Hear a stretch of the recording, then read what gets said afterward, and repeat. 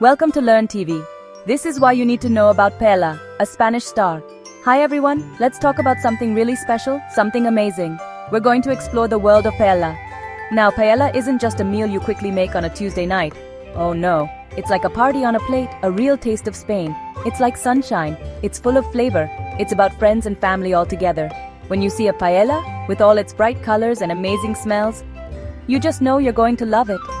It's a dish that tells a story, a lovely, tasty story.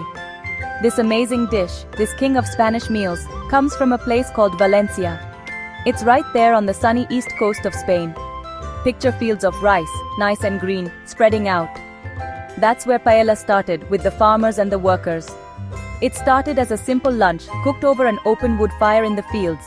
They used whatever they had, rice, rabbit, snails, maybe some beans. It was filling food, real energy for a hard day's work. Okay then, if you want to make a really great paella, you have to start with the best ingredients. Fresh is always best, especially with a dish like this. Think about it, the better your ingredients, the better it will taste. You want your paella to taste amazing.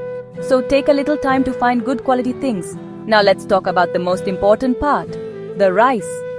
For real traditional paella, you need a special kind of short grain rice. The very best is bomba rice, or calaspara rice is another great one. This rice soaks up 3 times its size in liquid. That means it takes in all those wonderful flavors from the broth, the meat, and the saffron. And the best part? It stays firm and doesn't get sticky when cooked, not mushy. Next, the meat. Traditionally, a Valencian paella, the first kind, uses chicken and rabbit.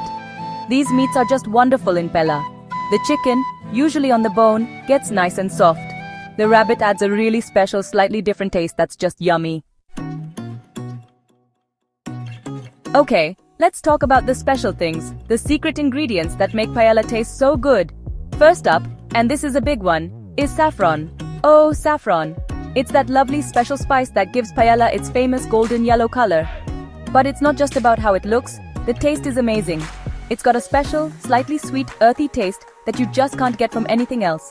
You only need a tiny bit of those little red threads, but wow, they add a lot of flavor. Another really great thing for flavor is smoked paprika, or pimentón, as they call it in Spain. For paella, sweet smoked paprika is usually the best one to use. It adds this amazing smoky taste and a lovely reddish color to the dish. It's a classic Spanish taste, and it works so well with the meat and the rice. Bringing your paella to life. Okay, your broth is in, it's bubbling, and it smells amazing. Now for the rice. This is a very important moment. You want to add your bomba rice evenly all over the pan. A traditional way to do this is to sprinkle it in the shape of a cross from one side to the other. Then turn the pan and do it again. Then gently spread it out so it's in a nice even layer.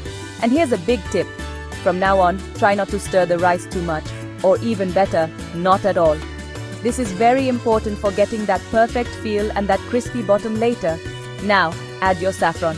You can break up the threads into the hot broth, or some people like to toast them a little bit first and then crush them. Get that lovely golden spice into the liquid. Give it one last gentle stir to spread the rice and saffron out evenly. Make sure all the rice is covered by the lovely broth. The golden secret, all about that crispy socarrat.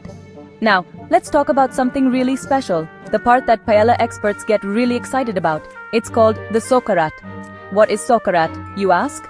Well, everyone, it's the lovely, crispy toasted layer of rice that forms on the very bottom of the paella pan. It's not burnt, oh no, it's perfectly browned, a little bit chewy and full of the strongest, richest taste. For many Spanish people, a paella without socarrat is like fish and chips without vinegar. It's just not quite right. It's the hidden treasure at the bottom of the pan. So, how do you get this magic socarrat? It takes a bit of practice, but it's all about listening and smelling. Once most of the liquid has been soaked up by the rice and the rice on top looks cooked, you might need to turn up the heat a little for the last minute or two. This is when you're trying to toast that bottom layer. Paella party, sharing the love and the taste of Spain. Alright, your paella is cooked, you've hopefully got that amazing socarrat, and it smells absolutely wonderful. But wait a minute, don't start eating just yet. There's one more very important step, letting the paella rest. This is so important. Once you take the paella off the heat, Cover it with a clean tea towel or some newspaper, just like they do in Spain. Let it sit for a good 5 to 10 minutes.